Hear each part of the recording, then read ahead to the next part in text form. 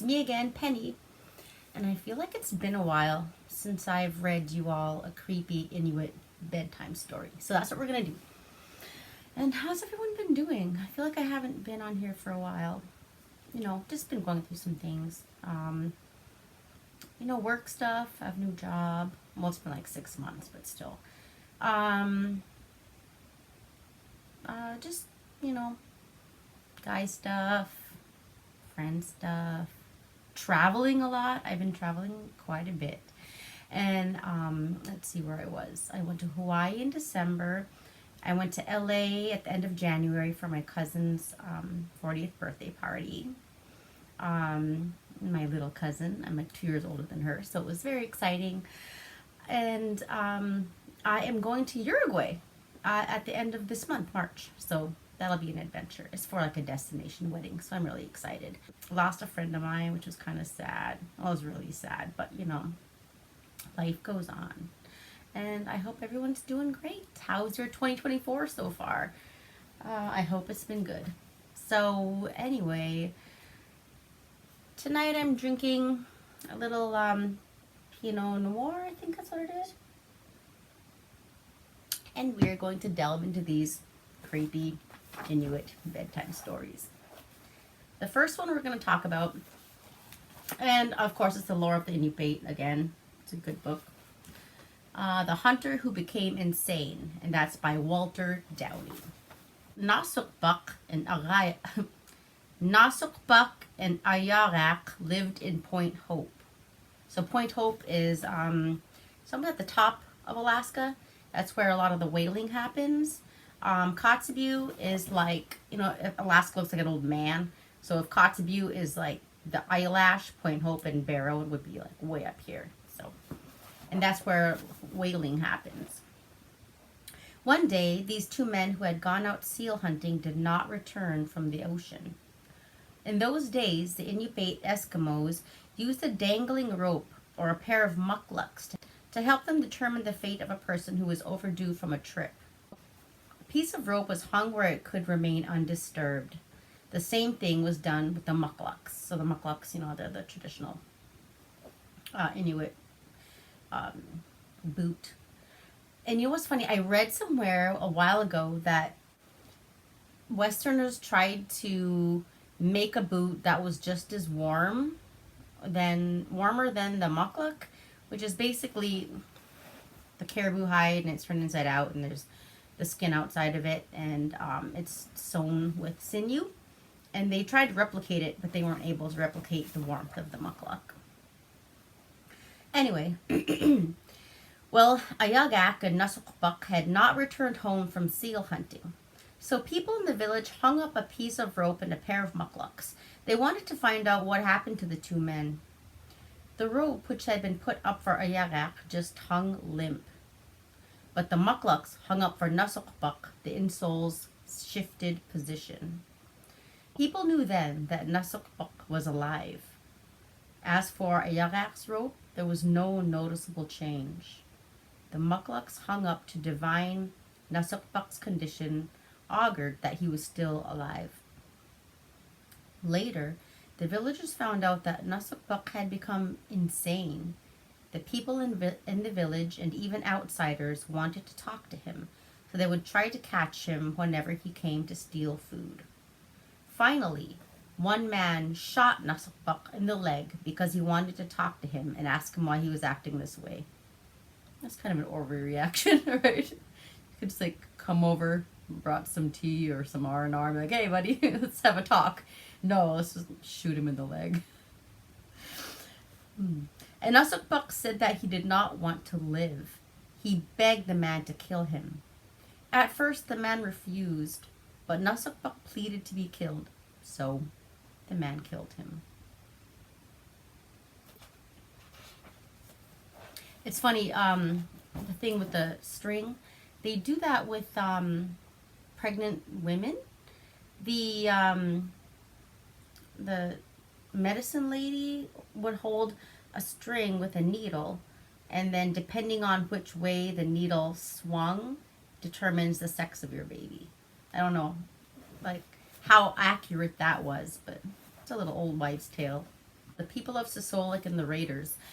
There's a small town, because I'm from Kotzebue, and there's a small town that's like across, across the ocean a little bit. Oh, it looks like a gigantic sandbar. Sisolak means a place that has beluga whales, and it's got houses, and we used to go there when we were kids to visit our cousins. And yeah, it looks like a one gigantic sandbar, and there's a lot of houses there. And it's populated enough to be like a campsite, but not populated enough to be like a town. So people go there mainly in the summer. And this is by Elwood Honeycutt. At Sisolak, a group of people went fishing. Since the young men had a craving for whitefish, they took their seining nets and went to Anayak. Just as they were starting to seine, raiders arrived and slaughtered the young men. They killed them right there at Anayak and then mutilated their bodies. One of the young men escaped and headed for home along the beach. And like Sisolak is pretty much just one long giant beach. The raiders just watched him. He walked very slowly because the raiders had slashed his belly and his intestines were hanging out. As he struggled to walk, his intestines fell out and he just left them there. He continued on his way, crawling. Near Sisolak, there was a couple who lived on a rise. Their son had gone fishing with the group of young men. Like all parents, they began to worry when their son and his companions did not come home. So they went out to look for them. They started walking towards Anayak. On the way, they spotted someone crawling along the beach. They recognized that it was their son. They saw that he was cut almost in half. When they asked their son what had happened, he told them that the raiders had slashed him and killed everyone else. He told his parents that they had mutilated the bodies and scattered arms and legs all around. The young men told them that the raiders planned to go to Sisolak to wipe out the village. After he had said that, he died. After their son died, the couple headed back to Sisolak. They wanted to warn the rest of the people about the raiders.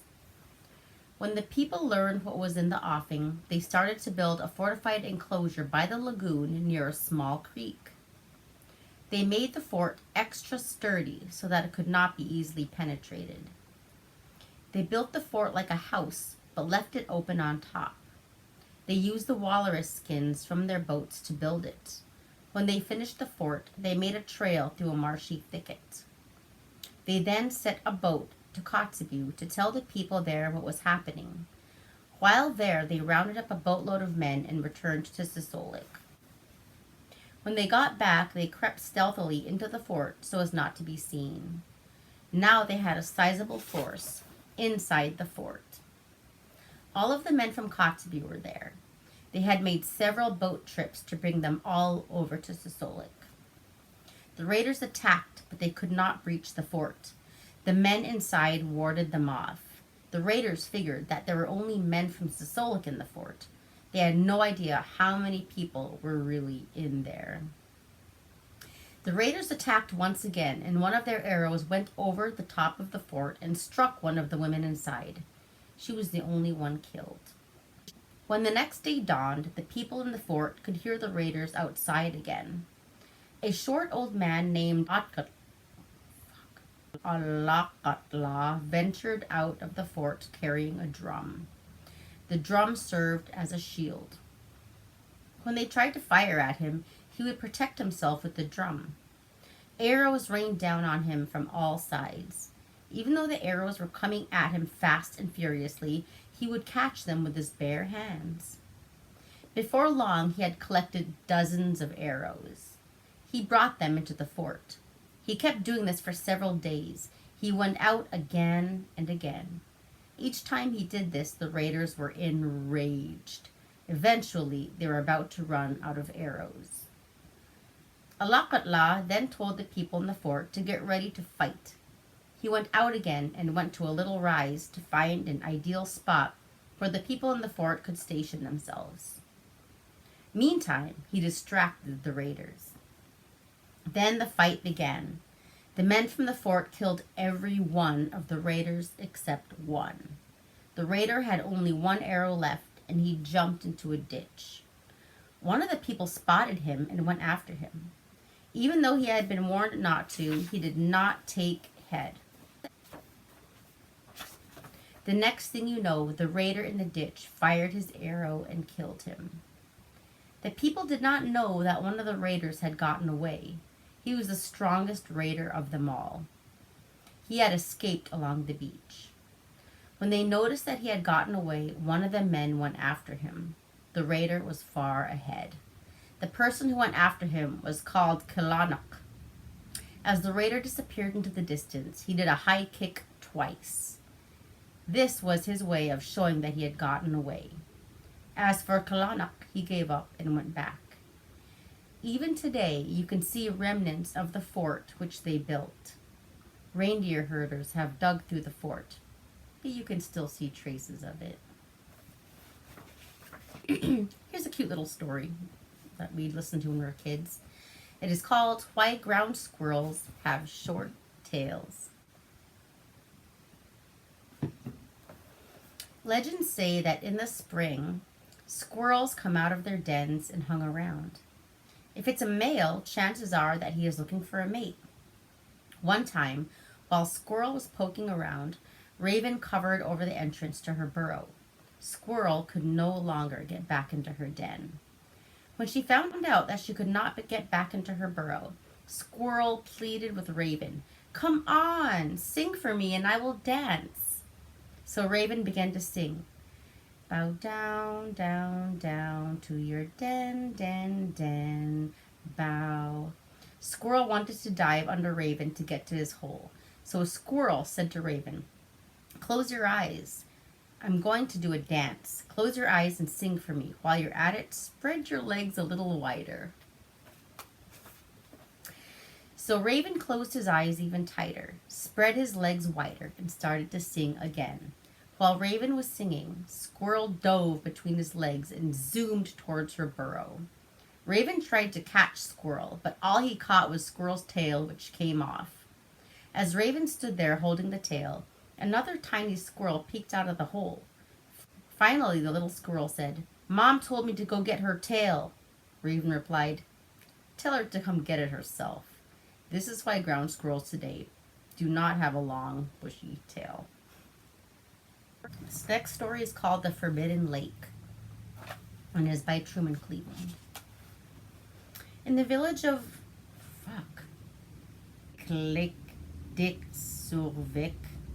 Iklikdiksuvik, a long time ago, the people who lived there had a mind of their own.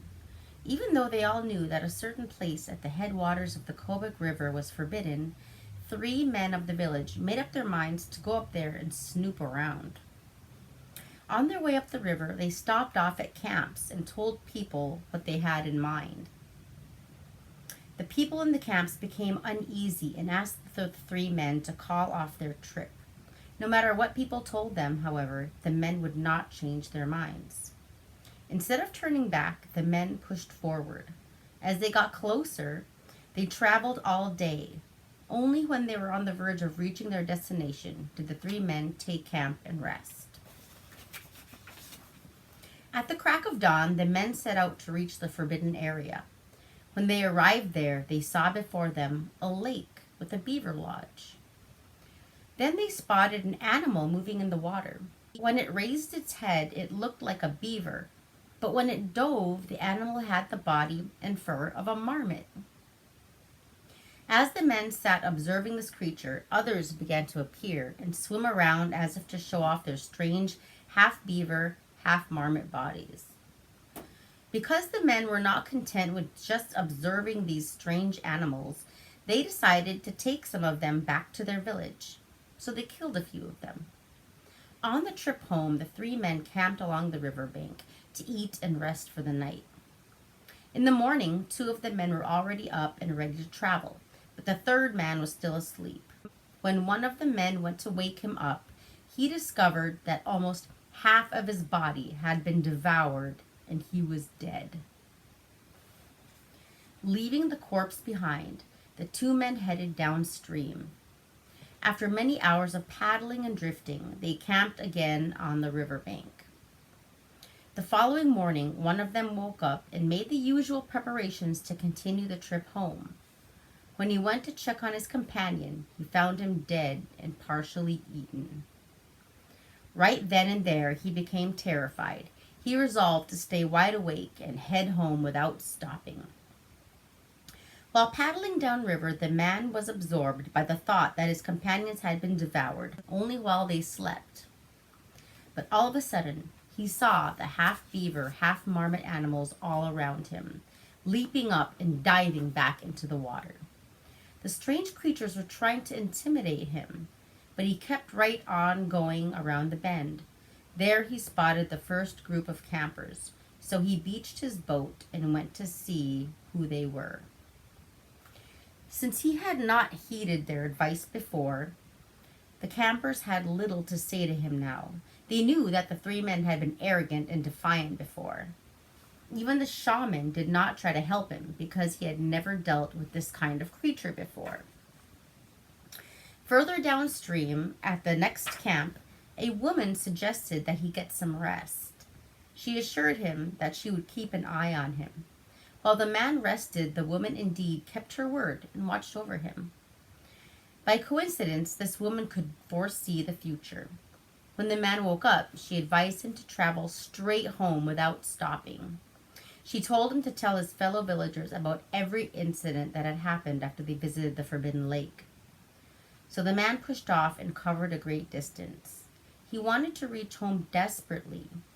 As he went along, he was weighed down with drowsiness, but he refused to succumb to it. When the man finally arrived home, he related to everyone exactly what had happened at the Forbidden Lake and on the journey back. That evening, the man went to bed. Exhausted, he fell asleep. He never woke up again. Today, no one lives at Kukliksik, nor is the Forbidden Lake any longer off limits. A man named Tony Bernhardt flew over this lake. He reported that a beaver lodge was still there, but there was no sign of life. Now it is a peaceful place.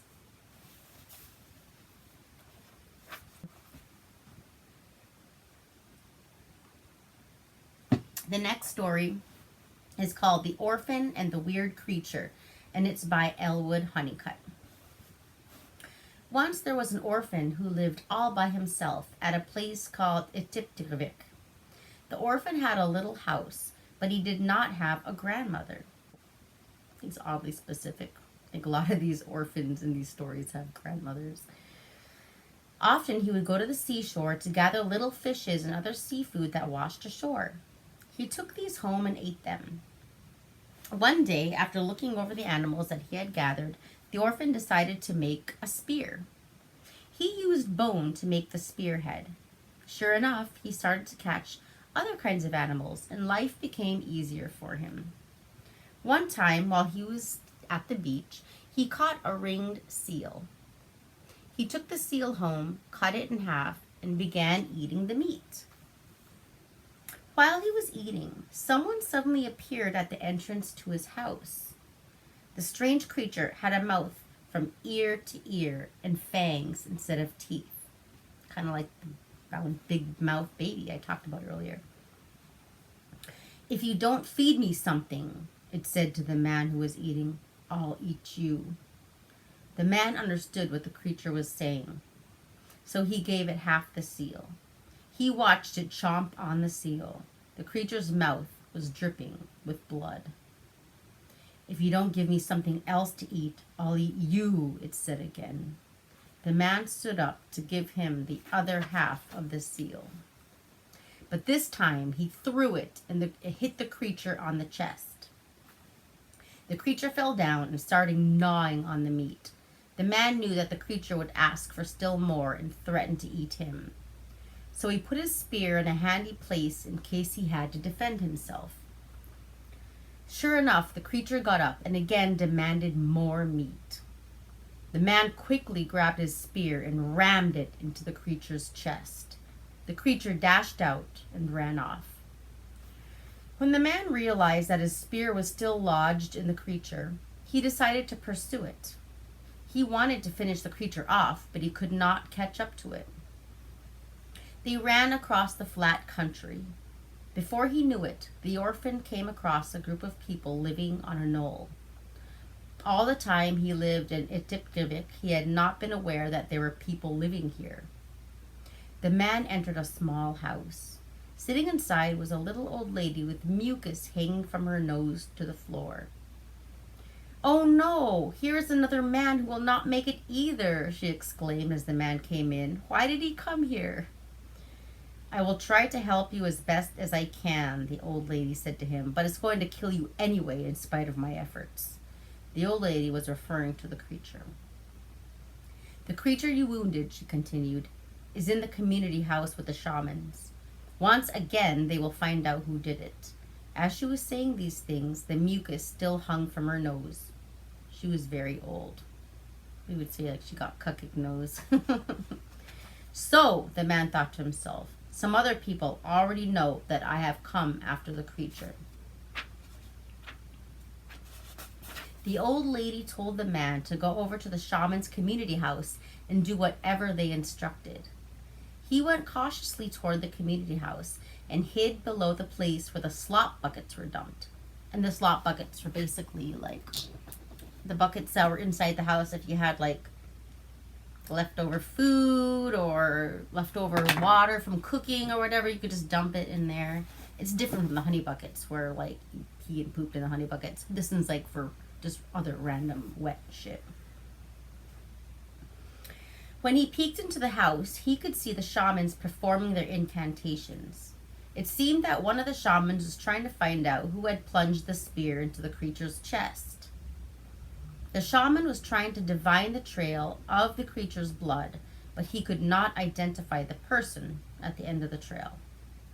After a while, the orphan quickly flipped his dirty parka inside out. He made himself look like a little old woman and went into the community house.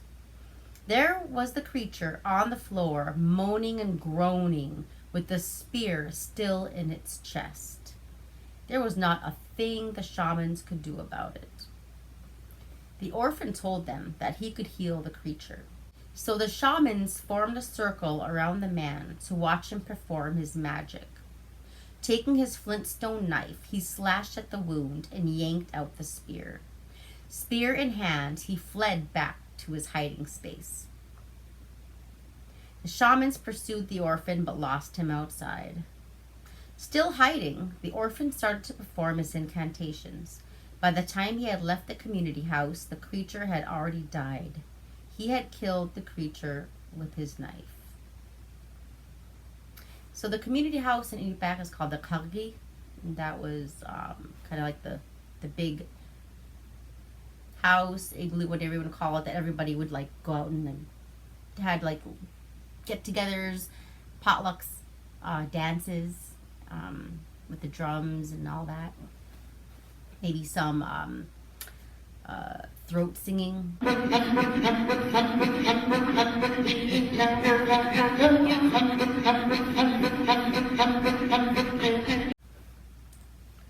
Anyway, the shamans meanwhile searched the trail frantically for the man, but they could not pick up his trail. Still hiding, the orphan started to perform his incantations. The shamans meanwhile searched frantically for the man, but they could not pick up his trail. They spoke to each other and said, "Maybe our grandfather can find the man. Let's go get him." So they sent a young man to get their grandfather. The orphan observed all this from his hiding place near the community house. Since the shamans were still searching for him, he could not slip out of his hiding place. Later, the young man returned, and sure enough, there was someone right behind him. Right away, the old man knew where the orphan was hiding. As he ran away from the settlement, the orphan occasionally looked back toward the community house. All of a sudden, he saw a ball of what looked like fire flying at him through the air. The orphan had a pair of old mittens made out of dog skin and a parka made from several kinds of waterfowl, like old squaw, female eider, pintail, and seagull. He kept running. When he glanced back again, the ball of fire was gaining on him. So the man threw his mittens at it. Then he heard dogs growling in a frenzy behind him. The dogs had stopped the ball of fire. They were ferociously sinking their teeth into it. The man continued on his way. Once again, he looked back. The ball of fire was still trailing him. When it drew closer, he took off his parka and threw it at the fire. This time he heard old squaws and other ducks quacking away as the fire sizzled. The ducks were fighting the fire with water. When the orphan turned back to see what was happening, he saw the ball of fire fizzling out in a pool of water. Soon it completely disappeared. The orphan was sweating, so he stopped to cool off. He had no parka or mittens. He had thrown them at the fireball. Once he had rested and cooled off, away he went again, spear in hand, until he reached home.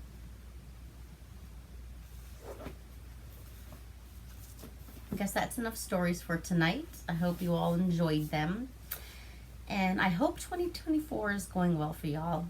Started off a little rough for me, but I so far so good. I think it's going to be a really good year. So until we meet again, bye.